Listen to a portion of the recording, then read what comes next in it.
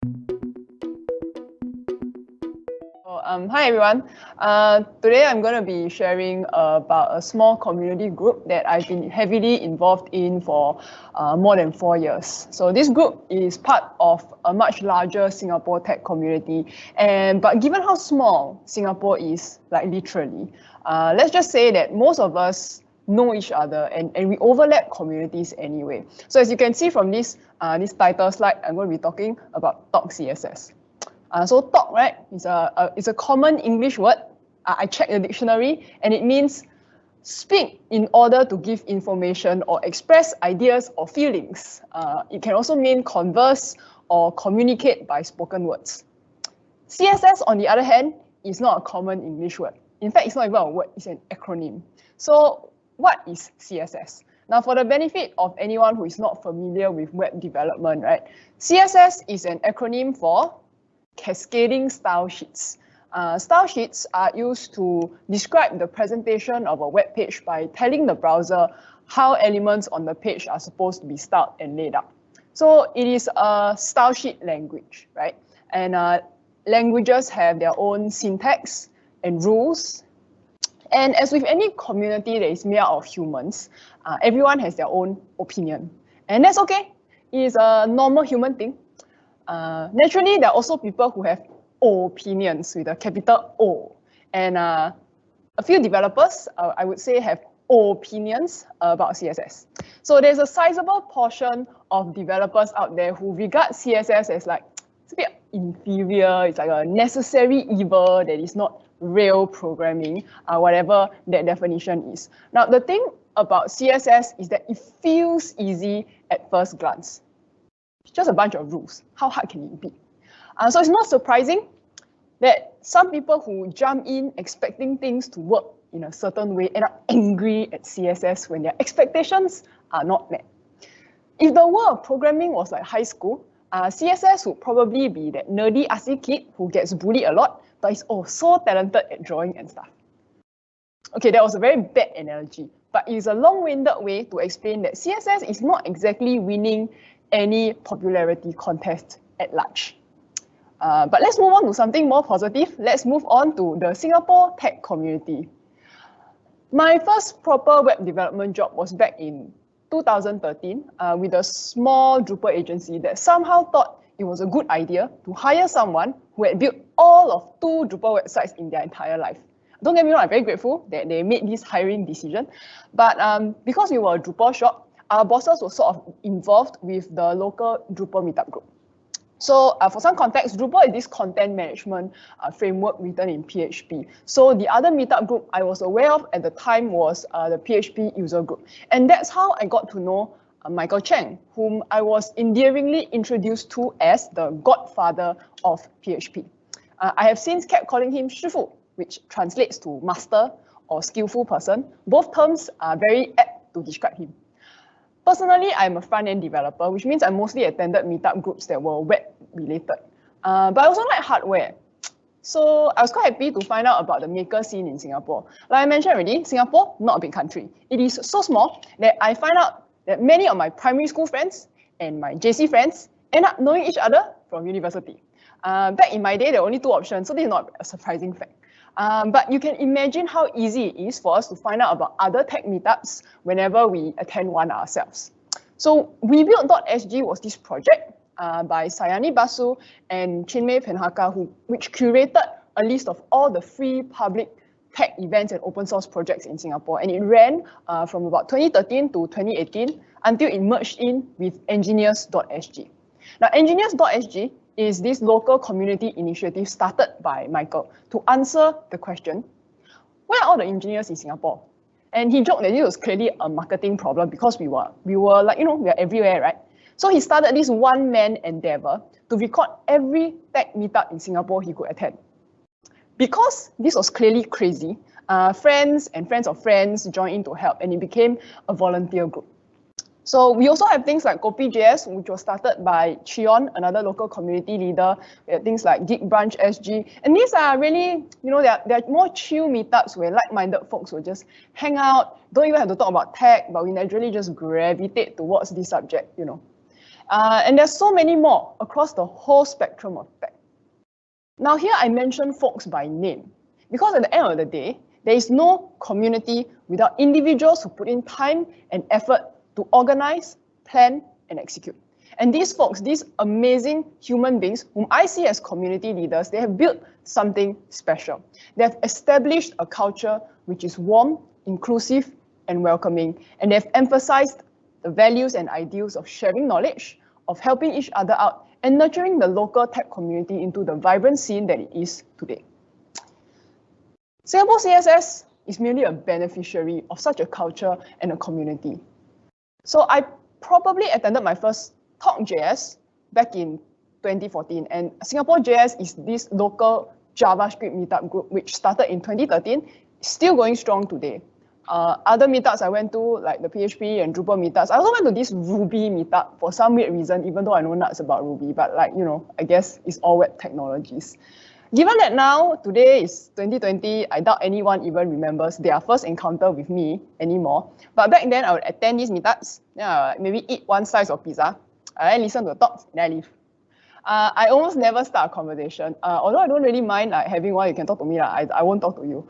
And I generally kind of recognize and remember faces. I just don't talk to the faces. But eventually, I learned that when you show up at enough meetups, people start to know you, then you also start to know them.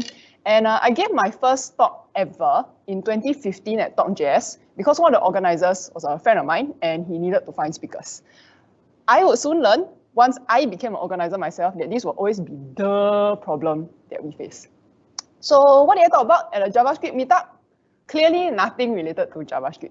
I talked about this HTML element called a picture element, but because there weren't other front-end focused meetups at the time, I think the organizers were like, okay, it's tangentially related to it, pass, can. So I mentioned Coby.js earlier, and other than a physical meetup where people just chill out and la kopi, which translates to drink coffee, it is also an online Slack community. And it is, until today, one of the only Slack channels that I'm permanently in contrast to the other 50 or so, where I never opened since I joined. So one random midday on 26 October 2015, this particular conversation happened. Someone thought about like, hey, how come don't have CSS meetup group? And then 2 hours later, we had a meetup group, a Facebook page, and plans for the first ever CSS meetup in Singapore. Now, if you're new to the Singapore tech community and are interested in starting a meetup of your own, I have good news for you.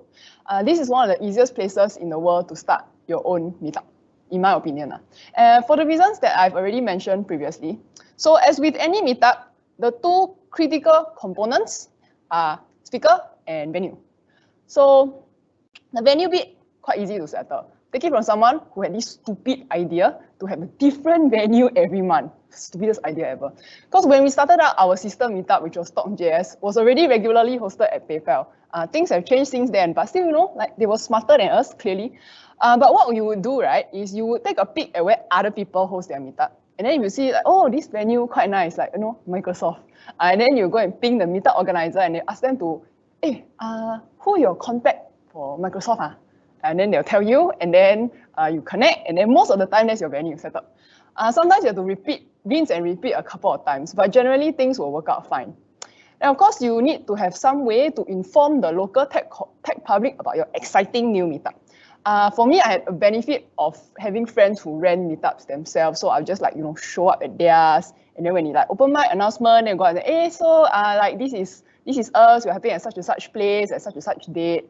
Meetup.com is a pretty popular platform for Singapore tech meetups to handle RSVPs in general. You can also roll your own version, no problem, because you're all developers. Now, as a web developer myself, of course, we had to have our own website. But as a cheap-ass local Chinese person, I also refuse to pay for anything. So our website was and is still hosted for free on GitHub without a custom domain. Now, in the words of the famous poet Lady Gaga, she said, social media is the toilet of the internet, but it is a necessary evil. So Singapore CSS has a Facebook presence, a Twitter presence, in addition to Meetup.com and our website. Now, if you manage to snag sponsors for your event, good for you. CSS doesn't attract enough attendees for most HR departments, so we don't have. But if you have, excellent. But because our venues are generally very awesome in Singapore, a lot of the time, they will just donate some food, which is great. My crowd very special. Why?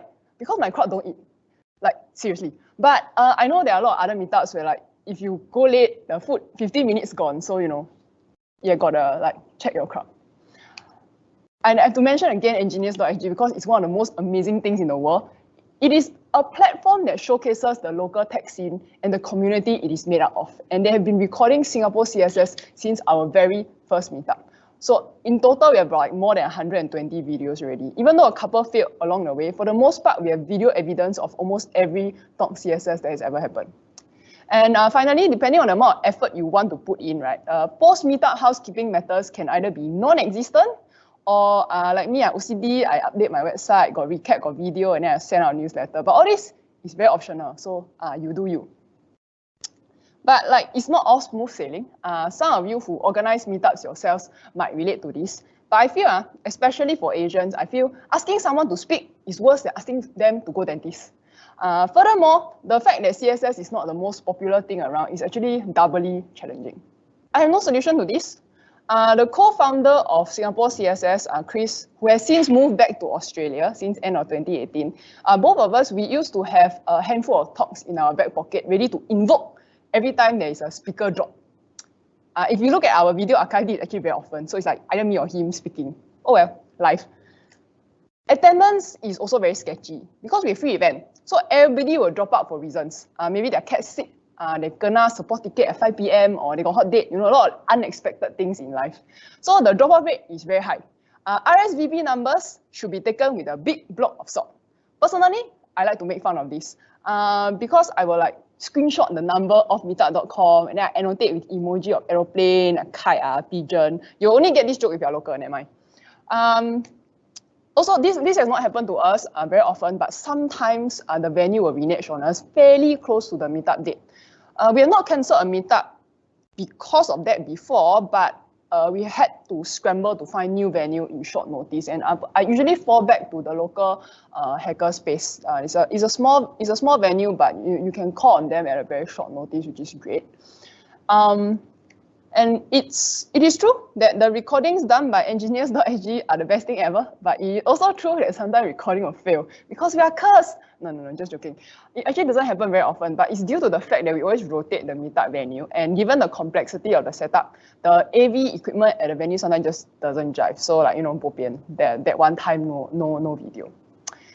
Lastly, I would be lying if I said I hadn't thought about wrapping this whole thing up. I never thought it would last more than 4 years. You know, like typically TV shows, right? Until season 4, that's about the peak and then it just goes downhill, right? So we'll see. But last year was particularly challenging because my co-host, Chris, had to leave Singapore. He went back to Melbourne. So I was handling it alone. Plus, I was traveling a lot. So organizing a meetup, right, is a really very thankless job. So I feel very bad to ask other people to take over my shit when I was out gallivanting around conferences and stuff. So that's always a thing I think meetup organizers have to deal with, right? And of course, I cannot help myself, must mention COVID. I mean, the whole reason that this whole thing is an online thing now, right, is because of COVID. This is not a good situation, in all honesty, but there have been some silver linings. Let me explain. I feel that the closeness of the Singapore tech community has really shown through during this trying time, and like meetup organizers have they rallied and led by engineers.sg, we've quickly pivoted to moving things online rather than just cancelling all the things, right? We learned the logistics of setting up online meetups, and I think attendees are also gradually getting familiarized with this whole online style. So it's kind of like innovation out of necessity, but who knows, right? After all this blows over, we might have an additional format for meetups that might be more accessible to folks who cannot physically show up at a venue, right? Lastly, I would like to end off by saying how thankful and blessed I feel like to be part of this community. I'm very grateful to the community leaders who took me under their wing when I joined all those years ago. And to every volunteer who has offered to help out with our meetup, to every speaker who has chosen to share their knowledge, and to everyone who has showed up or just thought about showing up to our meetup before, because the thought does count. So thank you everyone for allowing us to be consistently anyhowly for more than 4 years. Yeah, that's it.